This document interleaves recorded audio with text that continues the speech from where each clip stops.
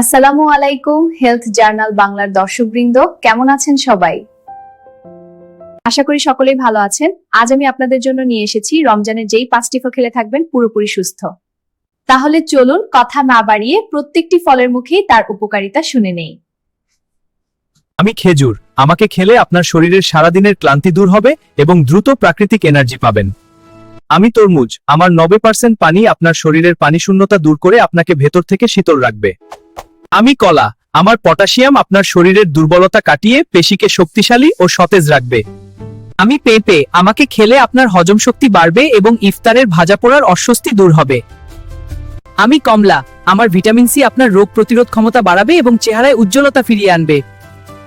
আমাদের ভিডিওগুলো ভালো লাগলে health journal Bangla channel subscribe করতে ভুলবেন না। আবার দেখা হবে নতুন কোনো ভিডিওতে। ততদিন পর্যন্ত ভালো থাকবেন, সুস্থ থাকবেন, নিজের শরীরের যত্ন নেবেন। আল্লাহ হাফেজ।